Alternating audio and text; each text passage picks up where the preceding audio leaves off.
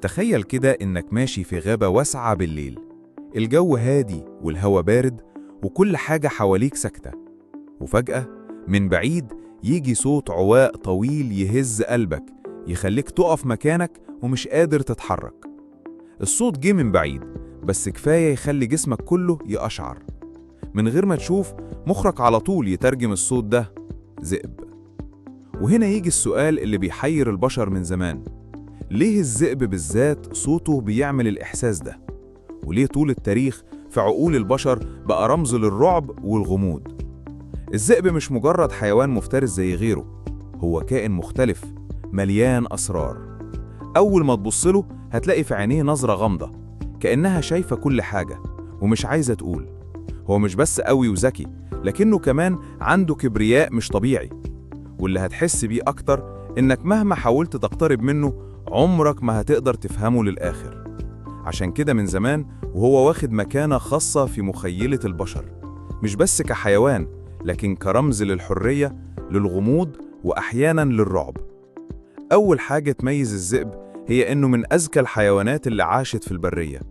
هو ما بيصطادش لوحده، لأ، الذئاب بتعيش في قطيع منظم جداً.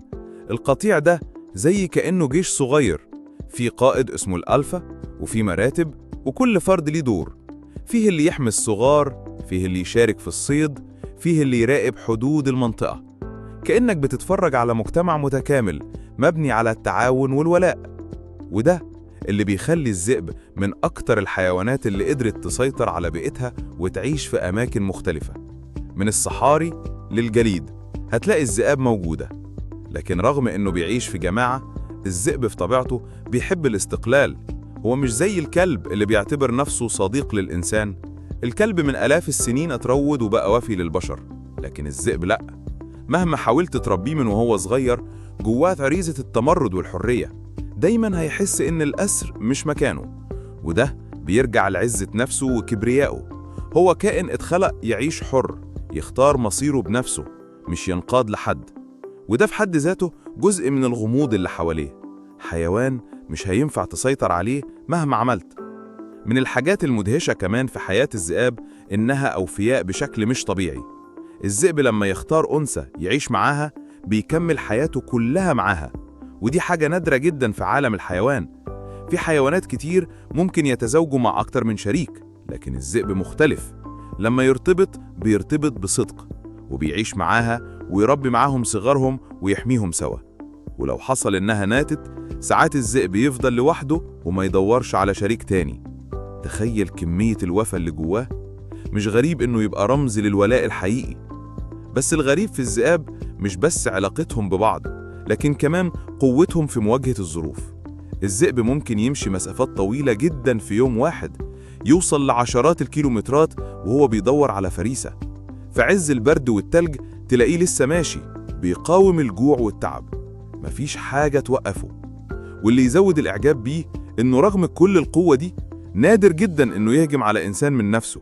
هو أصلا بيتجنب المواجهة مع البشر، بس البشر هم اللي كانوا دايما خايفين منه عشان صوته وشكله وطريقته الغامضة في العيشة. تعال بقى نتكلم عن العواء، الحاجة اللي خلت الذئب يبقى رمز للرعب في عقول الناس. الذئب بيعوي مش عشان يرعب، لكن عشان يتواصل. العواء بالنسبة له لغة، بينادي على القطيع، بيحدد مكانه، أو بيقول للغرباء المكان ده تحت سيطرتي. يعني العواء بالنسبة له أداة تواصل ذكية جدا. لكن بالنسبة للبشر، خصوصا في الضلمة، اللي يسمع الصوت ده من غير ما يفهم معناه طبيعي يحس بالرعب. تخيل نفسك في قرية صغيرة زمان والدنيا ضلمة، وفجأة يجي من بعيد الصوت الطويل ده. طبيعي عقلك يربط الذئب بالرعب والغموض. ومن الناحية التانية، الذئب مش بس مرعب، هو كمان ملهم. في حاجة في نظرته، في وقفته، في طريقته في مواجهة الحياة تخليك تحس إنك قدام كائن مش عادي. في كبرياء يخليك تحترمه حتى لو خايف منه. الذئب مش بيستسلم بسهولة. لو اتصاب أو اتجرح تلاقيه بيقاتل لآخر نفس. عمرك ما هتشوفه مستسلم أو بيطلب شفقة. وده اللي خلى صورته دايما مرتبطة بالقوة والصمود. ولو حبينا نقارن بينه وبين الأسد مثلا اللي بيتقال عليه ملك الغابة، هنلاقي فرق كبير. الأسد بيعتمد أكتر على قوته وعلى قطيع الإناث اللي بيصطادونه، لكن الذئب لأ، بيشارك في الصيد بنفسه، بيتعاون مع جماعته، وكل فرد في القطيع ليه قيمة. يعني الذئب مش بس قوي، لكن كمان منظم وذكي. وعشان كده ناس كتير بتشوف إن الذئب حق باللقب من الأسد. ومن الحاجات اللي بتخلي الناس تبص للذئب بنظرة إعجاب وخوف في نفس الوقت هي شخصيته اللي متناقضة. هو مخلص وحنون مع قطيعه وأسرته، لكنه قاسي وشرس مع عدوه. هو اجتماعي جدا جوه جماعته، لكنه مستقل وعنيد مع الغرباء. يعني كائن مليان تناقضات، وده بالظبط اللي بيخلي صورته غامضة. تخيل كده منظر الذئب واقف على تل عالية، القمر وراه منور وهو بيعوي بأعلى صوته. المنظر نفسه يخليك تحس إنك قدام مشهد أسطوري، مشهد طبيعي جدا في حياة الذئاب، لكنه بالنسبة للبشر دايما مرتبط بالغموض والرعب. ومهما تقدمت العلوم وبدأنا نفهم سلوك الذئاب أكتر، هيفضل في صورتها حاجة غامضة. يمكن عشان عقلنا البشري بيحب يدي معاني أكبر من الواقع، يمكن عشان عوائها بيوقظ جوانا خوف بدائي قديم من الطبيعة ومن المجهول.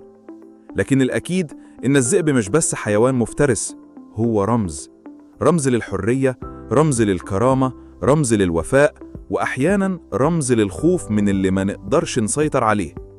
وفي الآخر لو سألت نفسك ليه الذئب بقى رمز للرعب والغموض في عقول البشر؟ الجواب هيكون بسيط، لأنه كائن صعب نفهمه أو نروضه، لأنه عايش بالحرية اللي الإنسان نفسه بيدور عليها، لأنه مخلص وحنون وقوي، ولأنه ببساطة مش شبه أي كائن تاني. لو عجبك الفيديو ما تنساش تعمل لايك وسبسكرايب